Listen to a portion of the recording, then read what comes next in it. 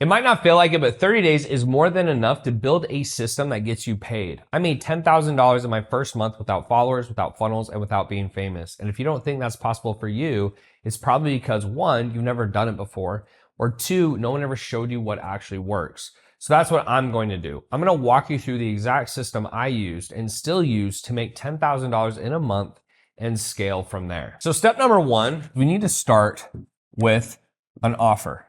All right. Now, to keep this super simple, the offer has to relate to one of three industries.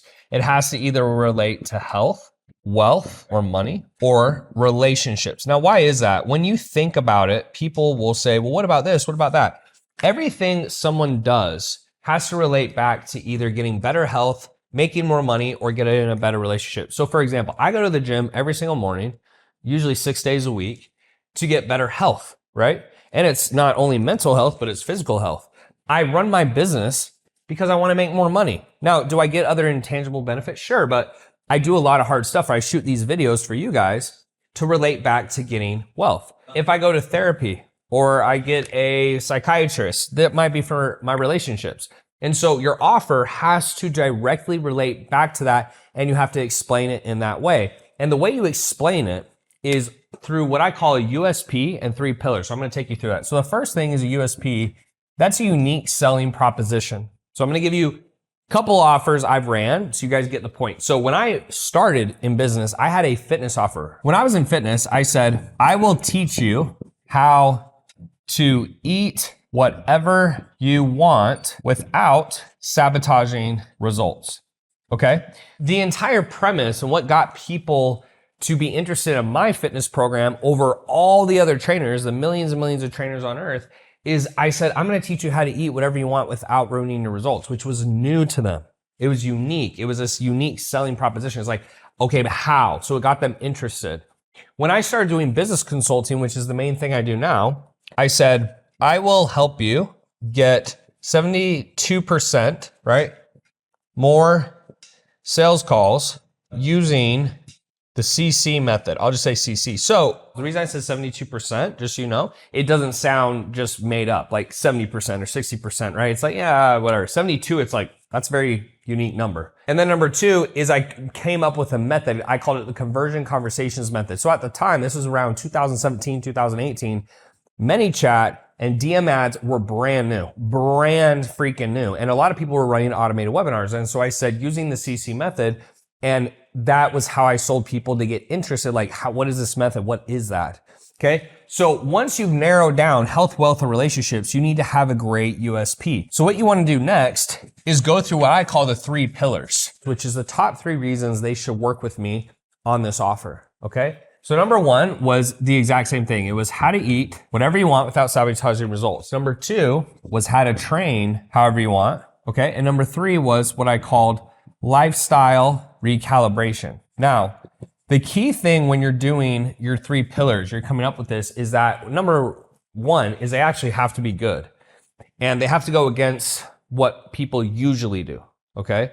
And you need to use a compare and contrast frame. So here's how it would sound on a sales call or in my marketing. I would say pillar number 1 is how to eat whatever you want without sabotaging results. Now, what most people do when they get in fitness, right? So here's a compare and contrast. What most people do is eat chicken, rice, broccoli, vegetables, and they can lose weight, but they can't keep it off because it's not enjoyable. It's not sustainable, right? Like, you're going to eat cake, ice cream, have beers, etc. And so the goal we're trying to accomplish here is, how can you eat bad food and still look amazing, right? So inside this program, I'm going to teach you how to eat whatever you want. And as long as you stay within certain scientific parameters and guidelines, you will 100% be able to do that. And keep in mind how I said certain scientific parameters and guidelines. This is if it fits your macros or calorie counting. But if I just said that, they're not going to be interested. If they think they know what you're teaching, no one's going to pay you $3,000, $4,000, $5,000. Okay. Then number 2 is I said, how to train however you want without sabotaging results. So I said, most people go to the gym, they hire trainers, they're in there doing tons of cardio, tons of weightlifting. But again, they can't stick with it because it's too difficult. And on top of that, training is really only 10% of your results. You build muscle and it's better for you, but really 90% of your results in terms of how you look, your physique, is nutrition.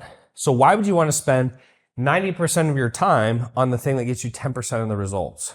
So here's the thing.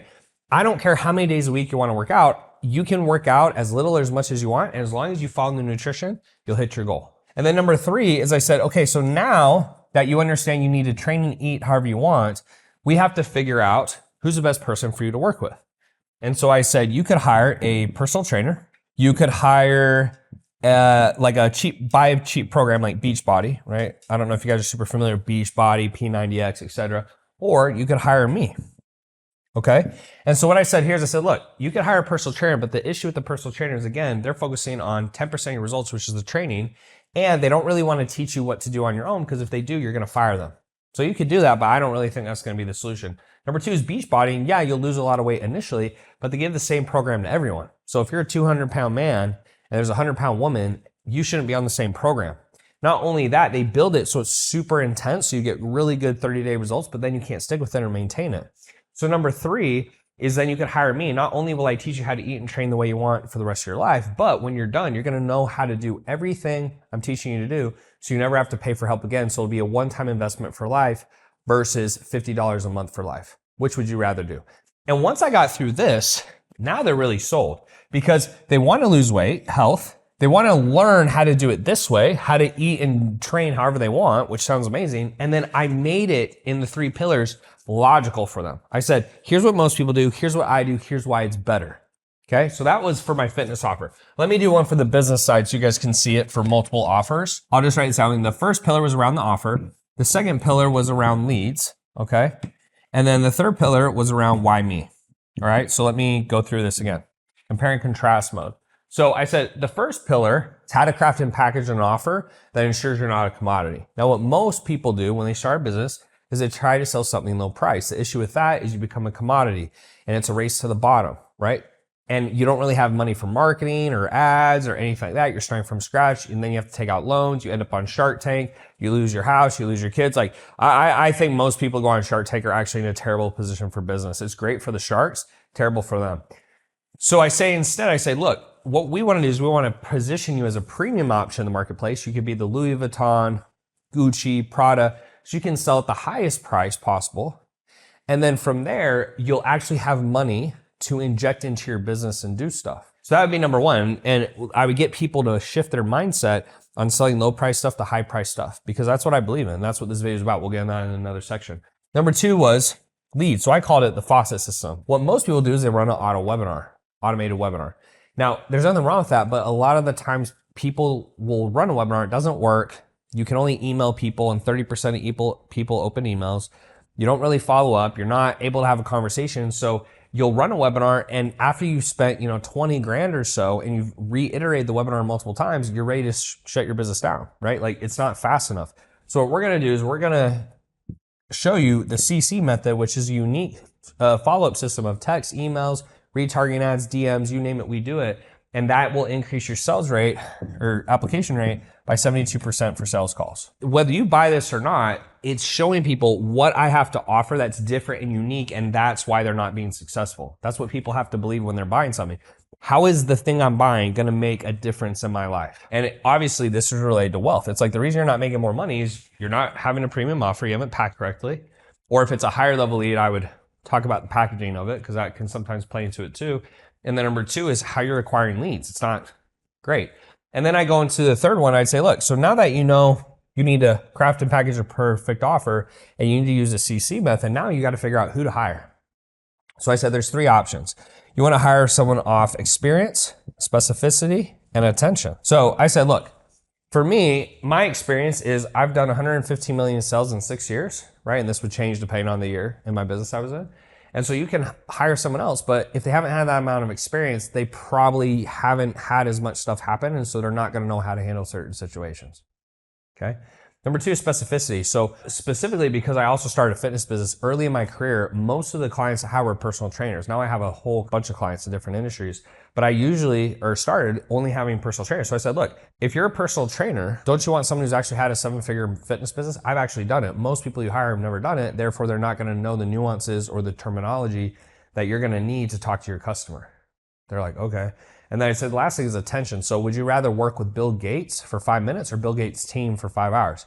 And they're like, Bill Gates' team. I'm like, exactly. So you're not going to work with me one-to-one, or if they're talking to my sales rep, but they said, working with Tanner's team that he's trained and he's emulated and he's helped is going to be better than trying to work with some high-level person who's barely going to talk to you. So this is an example of the 3 pillars. So if you're making an offer, if you can make it in one of these industries, it has to just tie back to it. How's it going to increase this? I don't care if it's mindset. I don't care if it's singing. I don't care what it is. If you cannot tie it back to an increase in one of these 3 areas, it won't sell. And then you have to come up with the 3 pillars. And the 3 pillars is comparing and contrasting what most people do and what you do that's different.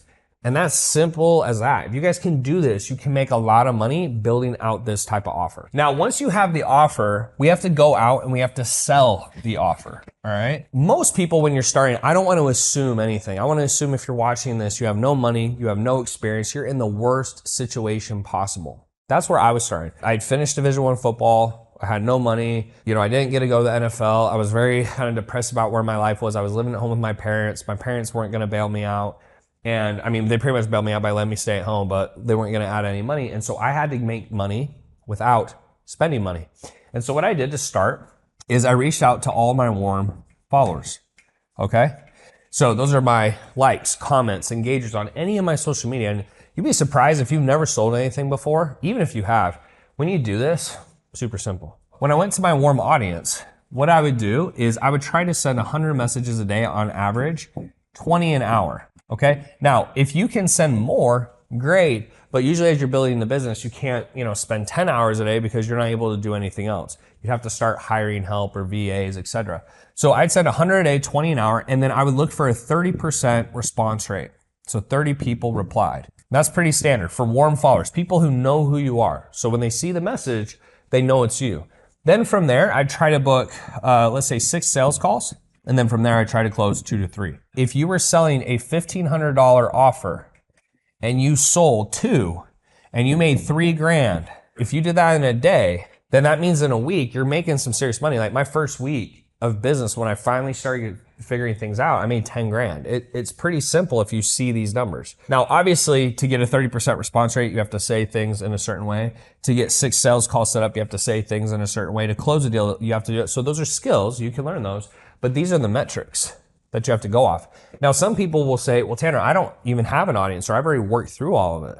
Okay. Well, then what you'd have to do is what's called cold outreach. For cold, what I would do is I would either go to Facebook groups or I would look at IG followers. Let's say I'm a fitness coach. If I could find someone who is maybe overweight, I looked at who they're following. I can find people to message just from that. And the difference when you're messaging someone from warm to cold, if someone's warm, I'll say, hey, thanks for following me. What's your goal with business? Now, if I don't know you, then I need to do something that's relatable. So I might say, hey, love the Corvette. How's it drive? I'm thinking about getting one. Okay, it's just a little bit of a different opener. Now, I'm not going to go through exactly what to say step by step, but if you want training on that, there's a link down below this video to my free community, and inside the free community, that stuff's in there. So this is how you can start making sales right away. I mean, a brand new business owner in a month can make $10,000 a month just by doing this process. But once you sell it, you got to know how to deliver it without overcomplicating things. So when I made my first sales and I had clients, a lot of people start freaking out about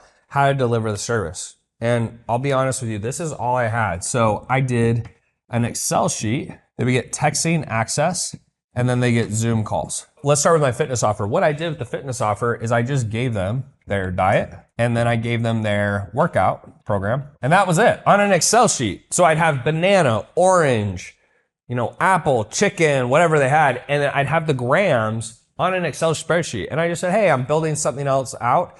It's going to be ready in about 30 days. And then after that, I looked into My Coach AI and Trainerize and PG60, stuff like that. In terms of texting, I would just have, questions. Like if someone had a question, or I'd say, hey, checking in on you today, how you doing? And then Zoom calls, I say, hey, you could have a Zoom call as needed. That was for fitness. Now for business, it was actually pretty much even easier. All I would do for business is I would do Zoom calls and then texting. There wasn't even a Excel sheet, because in business, there's so many other things that they usually need to be shown what to do. So I get on the Zoom call, I show them, and then I would text them and check in. Now, you can obviously make this more complex, but I'm trying to show you how easy this is and how quickly you can get started.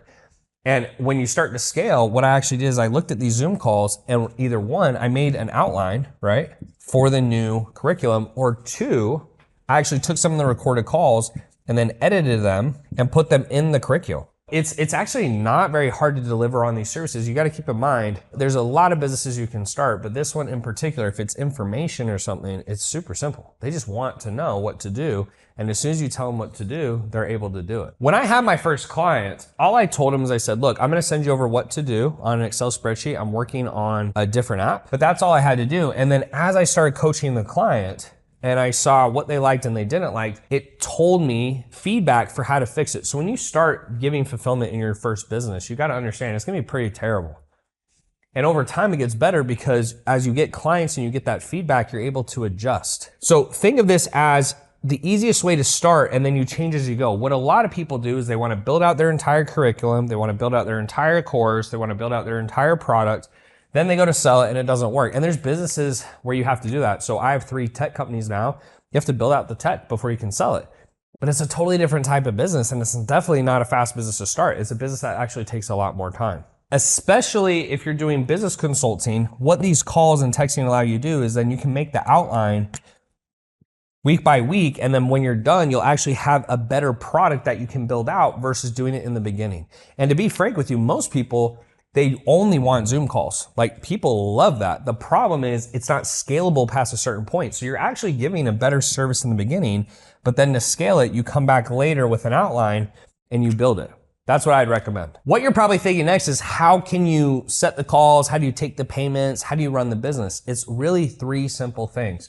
So the way I ran my business is I used 3 different softwares. It wasn't really hard. So number 1 is I use Calendly. Now, I use Elite360.io now, but when I started, Calendly was the easiest thing to use, and that's how I booked calls. I could also make my application questions for the prospect, right? So when I booked sales calls, I say, hey, fill out the form here, pick a time, you're good to go. Super simple. Number 2 is then you have to take payments. Now, I prefer Wave. It's a Canadian-based company. I love it. We win 90-something% of our chargebacks, great dispute team. And for those of you who are watching this saying, I'm never gonna get a chargeback, you definitely will. you stay in business long enough, you'll get those. If you don't wanna use that, a lot of people use Stripe. I hate Stripe. I only use it for low-ticket stuff. I really don't like Stripe. And then if you don't like that, you can use EasyPay. But you have to have a way to take payments.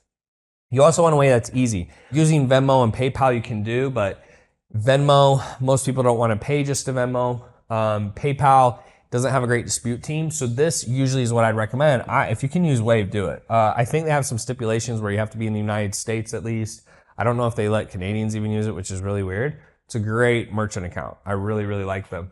And then number 3 is then Google Docs. So I know this is going to sound crazy, but I was actually running my business up to $300,000 a month, 3-4 million a year off just Google Docs, right? And you can always make stuff harder, but I think a lot of people in business, they get overwhelmed by the stuff they have to do, and then they try to build everything out before they even sell it. And to me, it doesn't make sense to build out all this infrastructure when you really don't need it. When you have these 3 things, you actually can implement everything we've talked about in this video so far. Calendly, or something to schedule a call, merchant account to take payments, and then Google Docs. And the Google Docs, what I would do in the beginning is, in your business, have a Google Doc and have a link to every single thing you use, and that's good enough to start. And you probably won't have a very big team, if anyone at all. And as the business expands, then you can go back and make it more advanced if needed. So at this point, you have your offer, you have outreach to people, you've made a couple initial sales, you have your tech stack, you have your fulfillment set up. Now we can decide to go heavy on organic or ads, and here's what I did. If you can pull off organic, right? So we'll just put organic over here, and then we'll put a divider, and we'll do paid over here, all right? If you can pull off organic, more power to you. That's amazing. If you look at my YouTube, I'm actually trying to build a bigger YouTube, but I only have 30,000 subscribers and I've posted 1 million videos. That's part of the reason why I'm not as big on organic for beginners, because it's less predictable. If you need to make money fast and you don't have a 10-year horizon. So for me, YouTube, I'm gonna do it for the next 10 years. It doesn't really matter if I get big or not.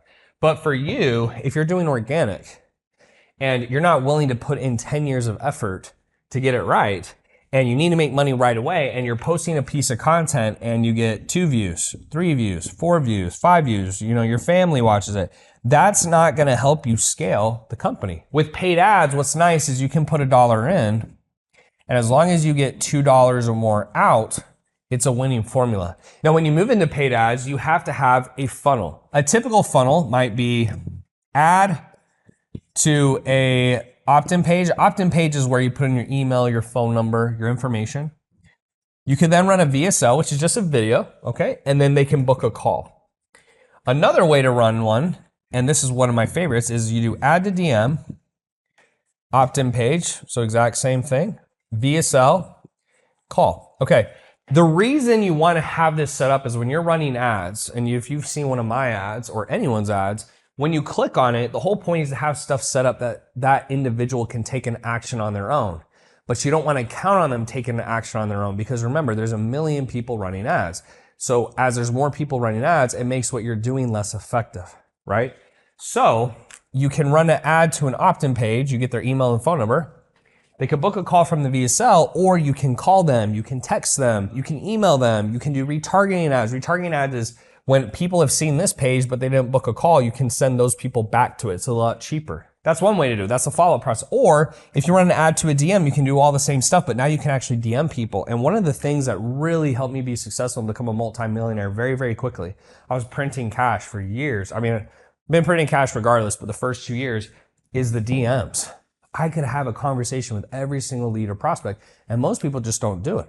And because they don't do it, their businesses don't scale. So you want to make sure that if you're going to run ads, you have this set up. Now, if you need help setting this up, you can get a 7-day free trial with elite360.io. Go through it, and it's going to set up your whole CRM and system. That's what I use, okay? Now, coming back to this, when you're running a VSL, you need to have a structure for how to set it up. So there's a link down below to my community, which has the entire script for the VSL you can join.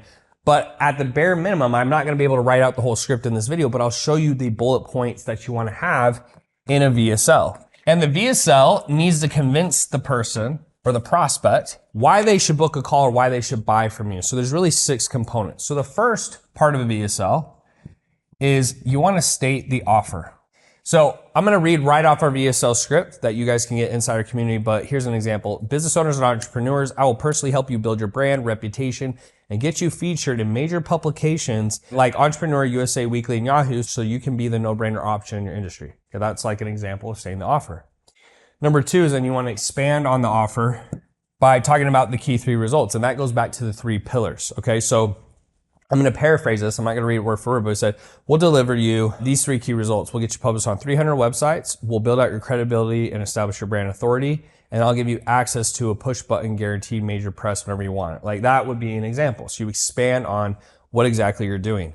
Then number 3 is we do social proof. So social proof is then we say, but don't take my word for it. Here's the clients we've worked with that have gotten these results.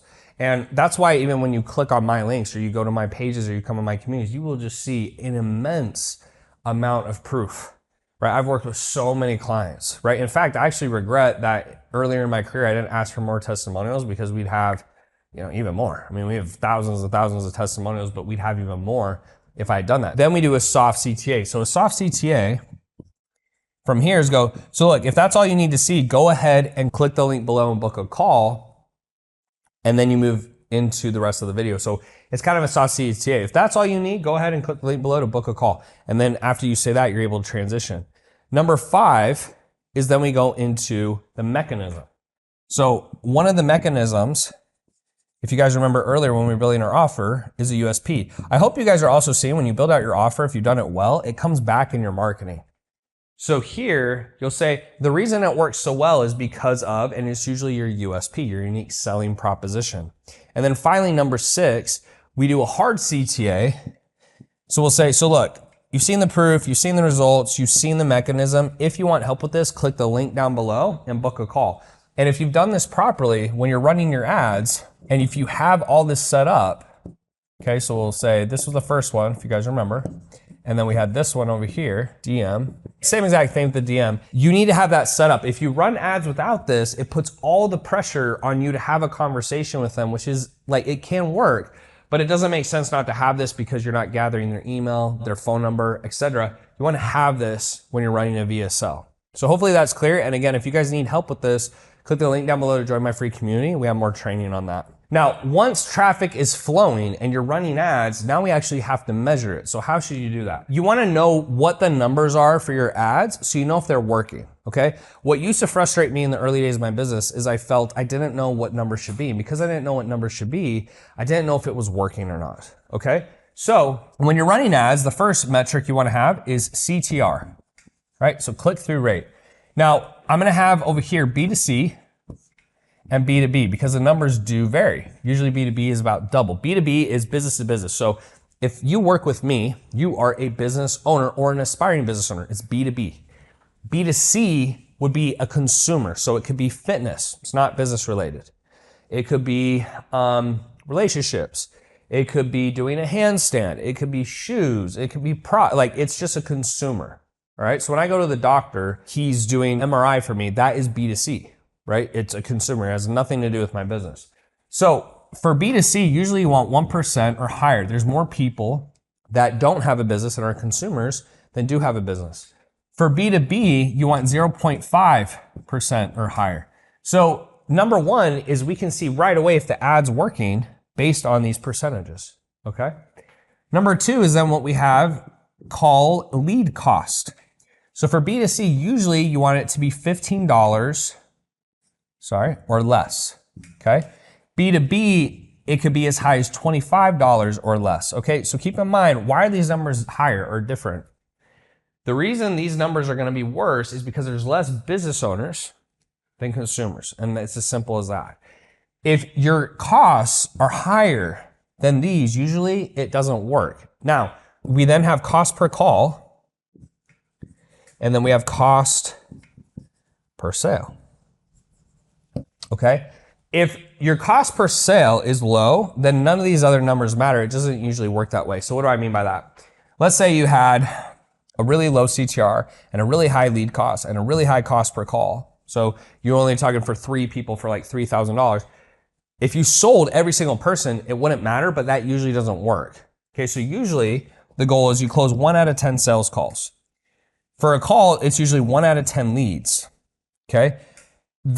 It's the law of 10. And so for you to close one person, usually you need at least 10 calls. So if your cost per call is too high, you're not going to close someone at a good enough cost. Hopefully that makes sense. Okay, cost per call. Usually for B2C, it's $150 or less. Okay. B2B, $300 or less. Okay, so hopefully you guys are seeing the patterns here. And then on this one, it's actually the same. It's 25% or less. Okay, so if you're selling a $16,000 offer, it's going to cost you usually $4,000 in ads to make a sale. If you're selling a $4,000 offer, it'll cost you $1,000. Why? The cheaper something is, the less ad spend you have to spend and the more people who can afford it. Okay, so you need to be tracking these metrics. There's more metrics you could track, but this is really the key things. If you don't know what these numbers are and you're not tracking them, you can't possibly know what to do with your ads. So if we go back to this, if you have a low CTR, you change the ad. If you have a bad lead cost, you change your opt-in page, right? If you have a bad cost per call, it's usually a follow-up issue. It's you're DMing wrong, you're texting wrong, your emails suck, like you're not doing retargeting ads. And if you have a bad cost per sale, it's a sell issue, obviously. This is why you have to have numbers, because in business, for me, one of the reasons I've been able to be in business so long and be successful is because I'm not emotional, I'm logical. Business is numbers. If you go based off the numbers, good things will happen. But getting leads is only half the game. The real money comes from knowing what to say once you're on a call. So what I'm going to do here is give you guys a sales framework. Now, keep in mind, this sales framework has come from different sales trainers I've studied, selling $115 million in my business, and doing door-to-door sales for 9 months. By the way, door-to-door sales will make you an absolute savage in sales. That was the number one thing that has made me successful, bar none. So number one is you have an intro or a pre-frame. So when you start a call, you just want to let them know why they're here and what the goal is. So I'll say, hey, John, thanks for being on the call today. Super glad you're here. I'm going to figure out what it is you need help with in your business and what you're struggling with. And then if we are a fit, we'll have an option to work together. If we're not a fit, no problem. Does that all make sense? Something like that. You're just letting them know what's the point of the call. It's like taking a girl on a date. I'm going to pick you up, take you to dinner. If it goes well, we go here after. If it doesn't, I'll take you home. That way she has proper expectations and it doesn't make people anxious. They know what you're expecting. Number two is then the discovery. So discovery is where you're asking questions.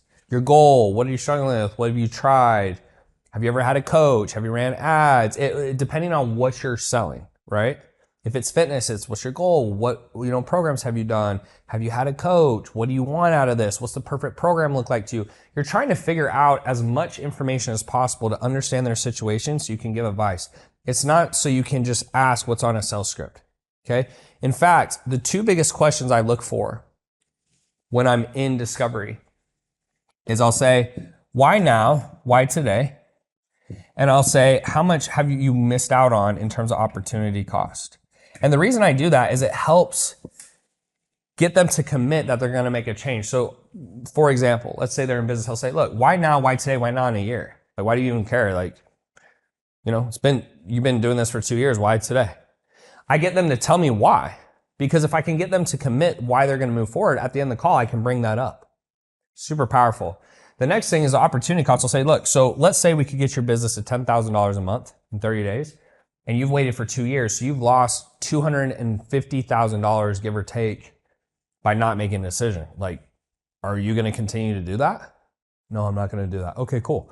So that's the opportunity cost. That is probably the most important questions you're going to ask, because what a lot of people do is they get a lot of information, but they don't actually get a tie down. I call it a tie down that they're going to move forward. All right. Then number 3 is a summary. So super simple. You just summarize what you just talked about. So say, so John, just so I understand, you want to make $100,000 a month. You're struggling to get leads. And if we can show you, or I can show you a way that we can effectively get you leads on demand, you're going to work with us. Yeah. It's just something like that. Again, you want to get commitments. The more micro commitments, the more they say yes, yes, yes, yes, the easier it is at the end of the call, they'll say yes. Then number 4 is what I go into the 3 pillars. The 3 pillars here, again, is exactly what you brought up with your offer. Again, I hope you guys are seeing how important your offer is and getting that part right, because it comes back in all your sales and marketing. That's the whole point of it. Number 5 is then I do a brief overview. So when I say a brief overview, meaning a lot of people will go into all this stuff in the program, but what's in the program doesn't actually matter at all, okay? It's a brief overview. The brief overview is, okay, so once you're in, you're gonna get this, this, this, and this. It's 5 minutes or less, just so that they can logically understand what they're getting. But people don't care. They care about the result, okay? They care about the results, so don't get too caught up on that. Number 6, I'm just gonna write it right here, is then getting certainty. So what I do is I'll say, well, look, John, now that you've gotten to this part of the call, how are you feeling about everything? Does this seem like a fit? If he says, oh yeah, it's 100% a fit, it's like, cool, so there's no reason you won't sign up as long as it all makes financial sense, etc. Yeah, that's great, it makes it easier to close. If he goes, it sounds pretty good, that means he's not sold. And then I'll say, got it. So John, you don't really sound super convinced. Tell me what's missing. And that gives you an opportunity to try to fix it before you go into the price. Because once you tell them the price, you now are no longer in control. They're in charge. So then I'll go to number 7 and I tell them the price. Now, there's a million ways you can price drop or tell them what it costs. I just tell them what it is. I said, look, it's this much. I think over time, what I've seen sales is people want to see confidence. The more confident you are, the shorter your sentences are. You use brevity. You don't try to hype stuff up. I'm just like, it's this much. Once you're confident on the call and you go through that process I just showed you, now we want to close like a pro. Now, here's what's great about sales. When it's qualified leads and they booked a call and you've done everything I've talked about in this video, there's only 4 objections they can bring up. When I did door-to-door sales, there were 30 objections. You know, my fish just died. I didn't know you were coming. I got to go see my wife. I have an appointment. I already have a gun because I was selling alarms. I used to tell people, oh, great, this will tell you where to point. I would say that type of stuff. But what's great and what's easy about this is only 4 objections. Okay, it's really easy. So you have price, you have spouse, you have time, or I need to think about it, and then you have belief. When it comes to price, this is how you break it down. So you'll close, I'll say, hey, the price of the program is $10,000. They usually will say, that's too expensive, they object. I'll say, no problem, I agree. Then I'll isolate and I'll say, hey, is there anything else besides the price that would stop you from moving forward today? No, it's just the price. So that's the tie down. And then I get a double tie down. So I say, got it. So if we're able to figure out the price, are you willing to move forward? They say, yes. I say, great. For me to best help you, what's your cash on hand situation? Now, I probably should preface this before going in price. When you're trying to close someone over the phone, what a lot of sales trainers will tell you to do is that if they say they can't afford it, it's a value issue. Yes and no. So if you're charging 10 grand and they only have 5 grand in their bank account, it's not a value issue. It's they don't have it. They also will use examples of Lamborghinis and Bugattis and say, oh, well, if they want a Bugatti or Lamborghini and it was cheaper, they'd find, like, it's like, dude, this has nothing to do with it. This is information. It depends on the product. But sometimes people just can't afford it. And you're going to spend an extra 30 minutes on the phone and still not close versus handling the cash objection. Okay, so let's say I'm selling this product at 10K, but I'm willing to sell it. Like if the brokest person on earth, but they have a good heart and I want to help them, and they say, I only have 2 grand. It's like, okay, as long as someone has at least 2K, I'll still sell it to them. So hypothetically, let's say I go, so what's your cash on hand situation, John? Checking, savings, credit cards. What do you have that you can actually spend? I'm not saying you have to spend all of it, but what do you have? And he goes, well, I only have 3 grand. I go, got it. So 3 grand total. Yeah, it's like put aside. That's what I have. I'm out of work right now. So it's like, that's his situation.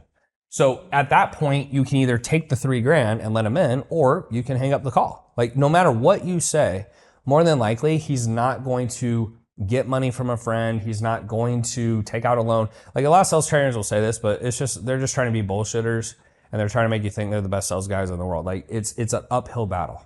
All right. So what I do from here is I say, got it. So what's your cash on hand situation? He goes, I have 3,000. I go, great. I'm down to work something out for you. So I call this customization. I'm down to work something out for you. But before I do, I just want to make sure that you're going to move forward today, John, because I don't want to figure it out and then you tell me you got to think about it. Big thing in sales is get commitments of what they're going to do before you give them an option. Because if you give them an option first, it gives them an out. So John's like, well, what is it going to be? I go, well, John, look, like I said, I'll customize it for you, but I want to make sure that you're going to move forward if it fits. Yeah, okay, cool. So here's what I'll do. I'll let you come in and put down the 3 grand. You come in, you work hard, you don't tell any of the clients, we'll call it a day. Does that sound fair enough? And so what happens is from here, what you've done is now he feels like he's getting a deal. You still make some money. Remember, you're running ads, so that 3 grand you just got can go back into ads to get you more leads. That gets you a 10K sale. A lot of people don't think about that. That is one of the things that's made me super successful at business over the long haul. Now, people will say, well, yeah, but if someone else got a different price and this and that, it's like, yeah, but it's your business. You can do whatever you want. And some people will disagree with me, even my high level friends. Like I have some very high level friends who would disagree with this, but they've ran different types of businesses. It is a little bit dependent, but for most of you, that is going to be a better use of your time. And the average person is not that good at sales. So you're not nuanced enough. You're not skilled enough to get them to increase the value in their head. So it's better to just handle the price objection that way. Okay. Next we move to spouse. So with spouse, they say, hey, the price of the program is 10 grand, John. And he goes, I got to talk to my wife. I'm like, okay, cool. What are you going to do? She says no, right? Now, usually they'll say, I wouldn't do it, but every once in a while they'll say, well, I do it anyways. It's like, great, let's sign up. But usually they'll say, well, I wouldn't do it. And I'll go, great, what would her biggest objection be? Okay, this is exactly how to handle it. And just so you know, whenever I listen to my client sales calls and they don't close, it's because they don't follow these frameworks. You follow these frameworks, you're going to make money, I guarantee you. So he'll say, what would her biggest objection be? And he goes, oh, well, it's the price. I'm like, oh. So then I scroll back over to the price objection. I go, oh, so it's not that she is against you doing it. You just know she's going to have a price problem. So if we figure out the price, you can actually move forward. You don't need to talk to your wife.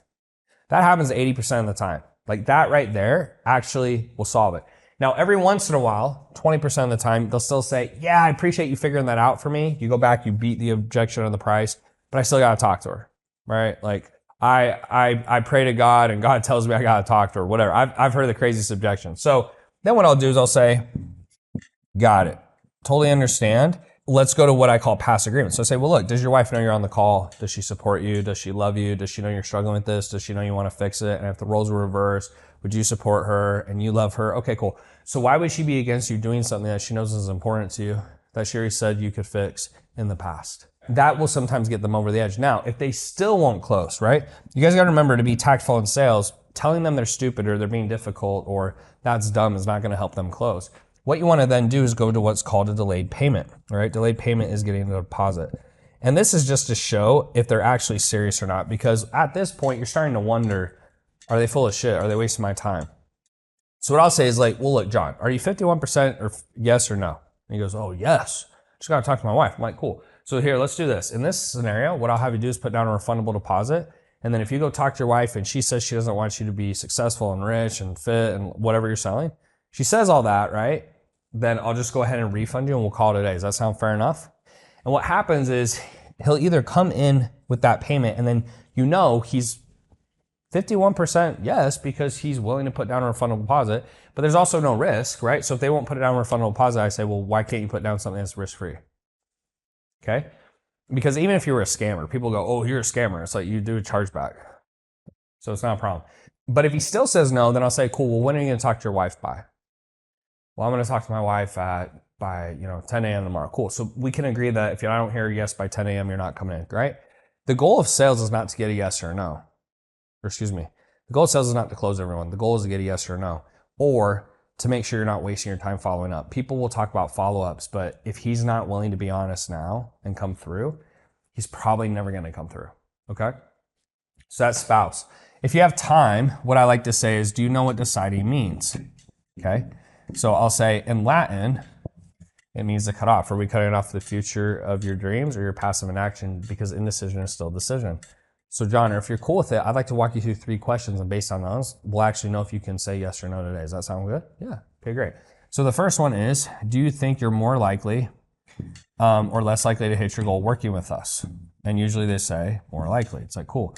Do you think we're going to deliver what we promised? And he's like, yeah. It's like, okay, and then do you have finances or know someone who does? It's like, yeah. It's like, okay, so based on those 3, it's like you actually are in a perfect position to decide. Once you get off the call, no new information is going to come to light, and making a decision is about information. So you have all the information you need to make a decision right now. Does that sound good? That's it. That's how you handle time. And then belief is where they get on the call and they say, this all sounds good. It sounds amazing, but I'm still scared. Like, I don't know. I'm still scared. So then I say, cool, what's the worst thing you can possibly imagine happening, John? Because that's what their fear is. What they're fearing the worst. He goes, well, it doesn't work, or I lose my money. I'm like, cool. So let's go through that. So number 1 is you do it and it works. Everybody's happy, right? Number 2 is you do it and it doesn't work and you get a refund. Now, keep in mind, when I do refunds, I make them performance guarantee, meaning you have to come to X calls, you have to send X messages, you have to do X amount of sales calls, you have to go through X amount of curriculum, because it needs to be dependent on them doing work. If someone does no work, they're not going to get results. So I have to make it dependent on them doing work, okay? And then number 3 is you do nothing and you stay stuck. The thing is, out of all these options, only one of them guarantees you don't progress. 2 of them, you either will get the result or you get a refund, so there's no risk. So how about we come in, we get this done? Does that sound fair enough? And if you go through these 4, I'm telling you, there's no objection on earth that is any different than these 4. And if you can go through a sales call and they bring these up and you can beat them, you're either going to know that they're full of shit, right? Usually when they stop being logical, when you go through these, they stop being logical, you know they're lying. Or number 2, you're going to close. But now that they've said yes and they've closed, this is where most people drop the ball. So once someone becomes a client, you want to give them a very good onboarding experience. And the reason is because they judge your company within the first 24 to 48 hours. I've done it multiple times. In fact, I've had really bad experiences with companies, and usually if it's bad in the beginning, it doesn't get better.